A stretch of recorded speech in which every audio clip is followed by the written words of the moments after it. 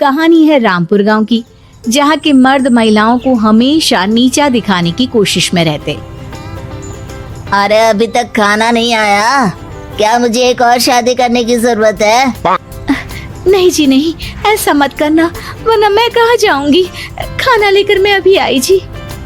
गांव की पंचायत में भी फैसले हमेशा औरतों के खिलाफ ही रहते। मैं जो फैसला सुनाता हूँ वो भगवान की आज्ञा होती है। इस लड़के ने अपने मन से शादी करके अच्छा नहीं किया। लड़के को घर भेज दो और इसकी शादी इसकी जाति की किसी लड़के से करवा दो, लेकिन ये लड़के, इसे तो गांव के बाहर निकाल दो। नहीं नहीं जमींदार साहब, ये क्या बोल रहे हैं? ऐसा नहीं हो सकता। मेरी बेटी मासूम है, इसे अच्छे बुरे की समझ नहीं है। अरे कहाँ जाएगी ये बेचारी? कहाँ जाएगी? इतनी चिंता है तो पूरे परिवार का गांव निकाला कर देते हैं। बेचारे पूरे बसे बसाए परिवार को गांव छोड़ना पड़ता है। चाहे जो हो, अगर बेटियों को कंट्रोल नहीं कर सकते तो गांव में रहने का कोई मतलब नहीं है। यहाँ औरतों को दब कर रहना होगा। कोई भी अपने हिसाब से कुछ नहीं कर सकता, सब ईश्वर की मर्जी से ही होगा। तभी गांव का एक आदमी दौड़ा दौड़ा आता है। सरपंच साहब, जमींदार साहब, वो कालिया है ना, उसकी बेटी पढ़ने के लिए शहर जा रही है। अच्छा, ये कब हो गया? और कालिया की हिम्मत कैसे हो गई ऐसा करने की? लेकर आओ उसे और उसकी बेटी को। बस फिर क्या था, हाजिर हो जाते हैं कालिया और उसकी बेटी सरपंच के सामने। और कालिया, ये क्या सुनने में आ रहा है? बेटी को इंजीनियर बना रहा है तू? और ये बता, गांव में तो स्कूल नहीं है, फिर कहां से इतनी क्लास पास कर गई तेरी बेटी? राधा, जो कि कालिया की बेटी है, उसे लगता है कि सरपंच उसकी तारीफ कर रहे हैं। सरपंच जी, मैंने ऑनलाइन पढ़ाई की है, डिस्टेंस लर्निंग से। सभी में मैंने अच्छे नंबर पाए हैं, जिसे देखते हुए शहर की इंजीनियरिंग कॉलेज में मुझे स्कॉलरशिप मिली है। वाह जी वाह, क्या होती है ये? पहले तो ये बताओ, फिर आगे की बात करते हैं। पूरा गांव राधा की बात सुन रहा था और राधा बोलती जा रही थी। तो ऐसे मैं फ्री में एक अच्छी शिक्षा लेकर गांव में जो कुछ परेशानियां हैं, जैसे बिजली, पानी और इंटरनेट जैसी समस्याओं के लिए काम करूंगी। मैं गांव को शहर से जोड़ने के लिए पुल का निर्माण करवाने का प्रस्ताव रखूंगी। मुझे पूरी उम्मीद है कि जल्द ही हमारा गांव भी तरक्की की राह पर चल पड़ेगा। राधा की बात सुनकर सारे गांव वाले ताली बजाने लगते हैं। सरपंच को समझ नहीं आता कि वो क्या करे।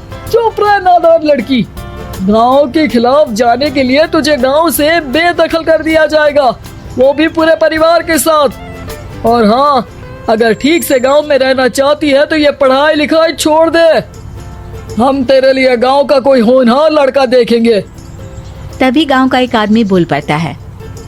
अरे नहीं नहीं सरपंच जी, राधा बिटिया जो बता रही है, अगर वैसा हो जाए तो हम लोगों को पैसा कमाने के लिए बाहर नहीं जाना पड़ेगा। हाँ जी, और ना ही कोसों दूर पानी के लिए भटकना पड़ेगा। हमारे बच्चे भी अच्छी पढ़ाई कर सकेंगे और आगे बढ़ेंगे, ना कि हमारी तरह खेती करते बैठेंगे। क्यों गांव वालों, राधा बिटिया का साथ देना चाहिए ना। सरपंच देखता है कि गांव राधा के साथ है तो वो चुप हो जाता है। वो घर आकर अपने सलाहकार से बात करता है, जो बहुत ही चालाक किस्म का इंसान होता है। अरे सरपंच साहब, आपको बहुत ही होशियारी से काम लेना पड़ेगा।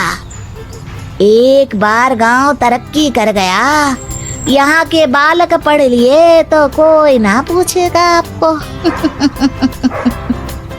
और फिर ये जो बेटा और बेटी है ना आपके, इनको भी आम लोगों की तरह ही जीवन जीना होगा। हाँ, लेकिन करे तो क्या करे? वो ना आप मुझ पर छोड़ दीजिए, बस मैं जैसा बोलूं करते जाइए। अगले रोज सुबह जब गांव वाले सोकर उठते हैं तो राधा के घर के बाहर और साथ ही वो लोग जिन्होंने राधा का सपोर्ट किया था, उनके घर के आगे लाल रंग से कल आऊंगी लिखा होता है। कल आऊंगी, यह क्या होता है? अरे यह तो खून से लिखा है, लगता है कोई भूत प्रेत या चुड़ैल का साया है। चलो सरपंच जी के पास चलते हैं। सभी सरपंच के पास जाकर उसे सारी बात बताते हैं।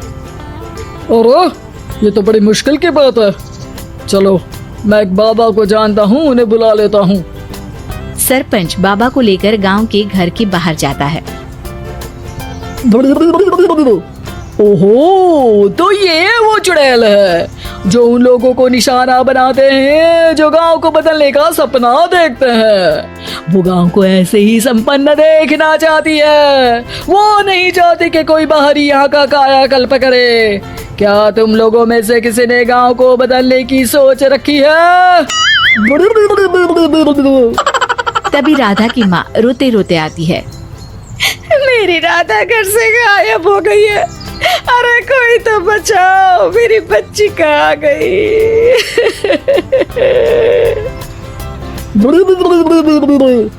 ले गई वो चुड़ैल, तेरी बच्ची को ले गई। अब वो उसे श्रापित करके छोड़ेगी, उस पर चुड़ैल का साया हो जाएगा।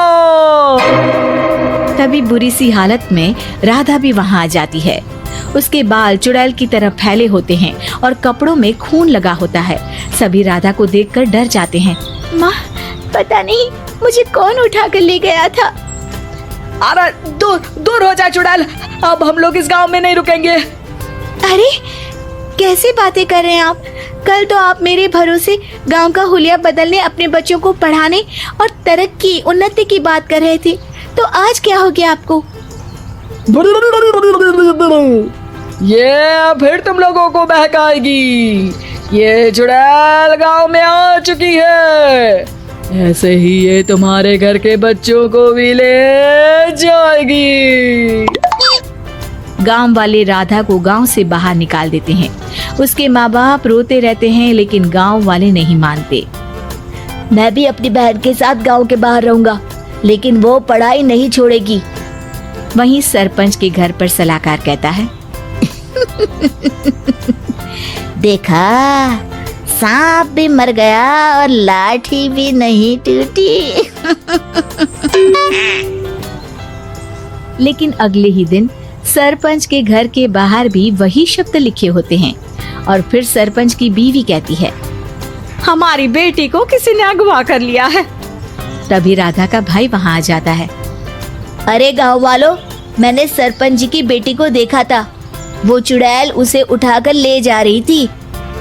अरे क्या मजाक कर रहे हो?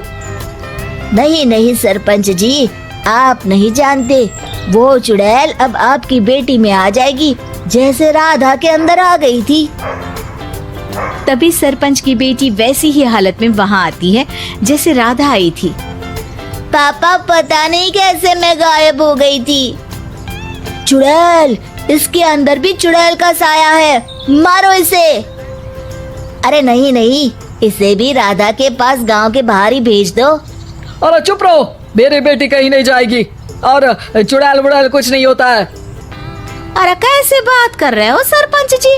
आप तो बोल रहे थे कि आपका फैसला भगवान का ज्ञान होता है, तो अपने पर बात आई तो अब आप ऐसे बोल रहे हैं। अरे ना ना ना, आपको अपनी बेटी को त्यागना ही होगा। अरे बुलाओ बाबा को। राधा का भाई बाबा को ले आता है, जिसे अब गांव वालों के डर के कारण सच बोलना पड़ता है।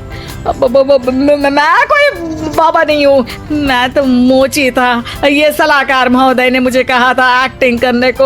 अब वो मुझे पैसे देने वाले हैं। अब मुझे माफ कर दो। गलती हो गई, मुझे माफ कर दो। तभी वहाँ राधा आ जाती है। देखा सरपंच जी, जब गांव के बच्चे साक्षर होंगे तो आप जैसे लोगों की चालाकी नहीं चलेगी।